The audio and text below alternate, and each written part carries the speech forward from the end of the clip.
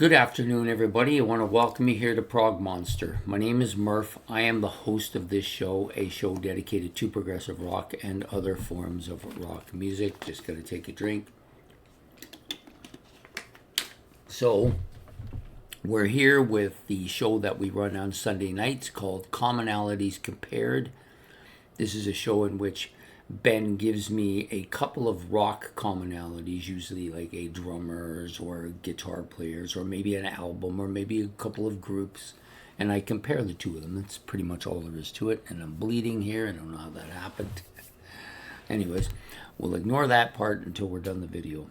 So basically, the two he's given me tonight are both producers, album rock producers, Bob Ezrin and Martin Birch. Two of the more famous, more prolific producers at that.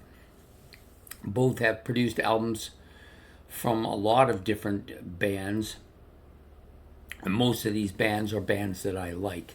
So what I'm going to do is, and they produce, both have produced quite a bit of stuff that has done very well as well.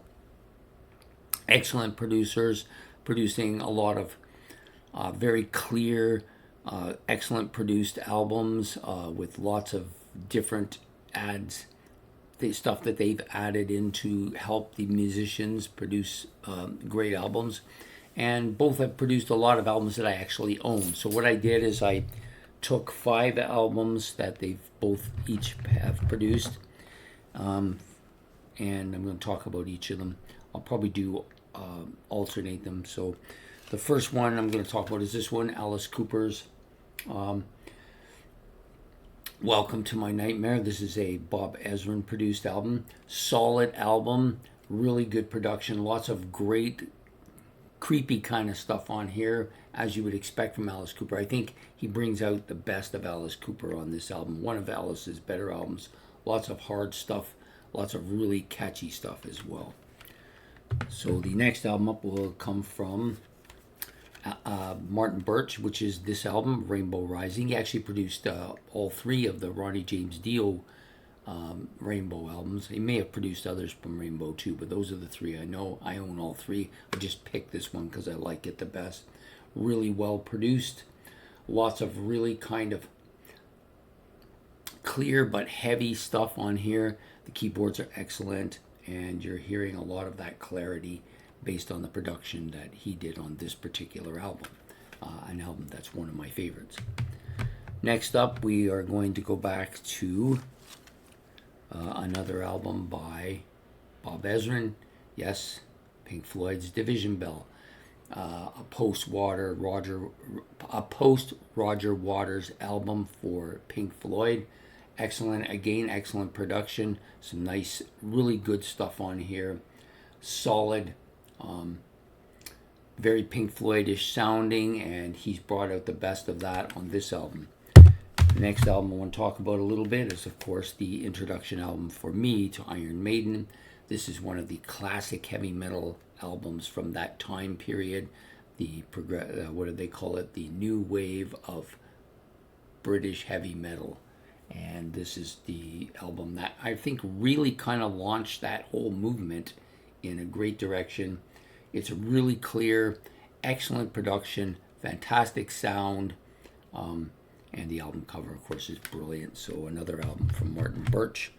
Now we'll go back to Bob Ezrin. This, of course, launched this band into start.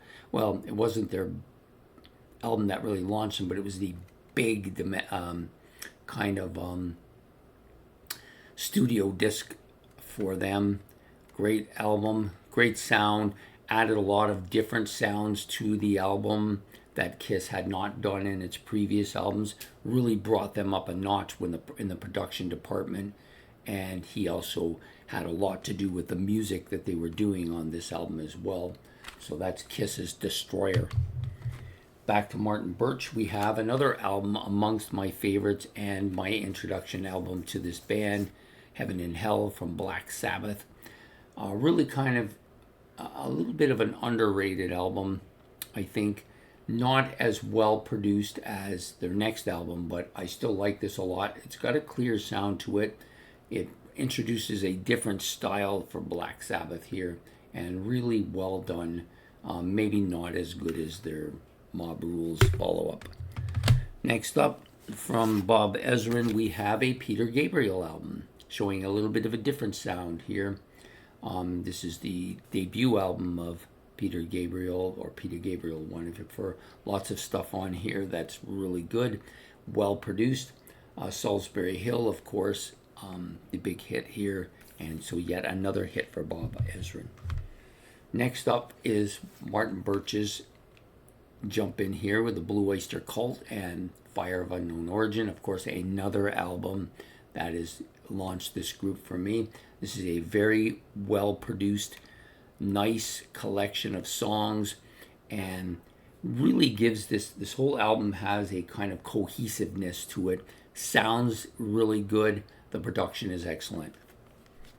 And last but not least, the last two albums, this one will go without saying is probably one of Bob Ezrin's biggest albums, producing with absolute clarity, one of the great rock albums of last century, and not one of my personal favorite albums, but fans around the world love this album in a lot of ways, and Bob Ezrin was a big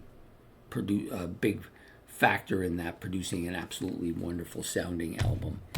Next up is an album that's one of my favorites, by a band that I like, and it was my introduction to the band. Again, another introduction album, Whitesnake's Come and Get It. This is absolutely a fantastic album. Really good sound here. It's not as commercial sounding as some of their later stuff, but it's absolutely fantastic production on this as well. So there you have it. A real kind of range of stuff from different bands for these two producers who are prolific in all the stuff they do, producing some great sounds, and production-wise excellent. Both of them get A pluses for that. So there you have it. So for tonight's Commonalities Compared, Martin Birch and Bob Ezrin, both of them been around since the early 70s, and they pretty much produced albums throughout the same time periods as well, and produced a lot of really solid, top-notch albums and big albums as well. So I hope you've enjoyed this episode of Commonalities Compared. If you have, please hit the like and subscribe. Don't forget to hit the notification bell at the top, and any comments about any of these albums or other stuff that you think that I could have brought up. I tried to do only the albums that which I owned. There's a lot more that I own as well, but I stayed away from the ones I don't own.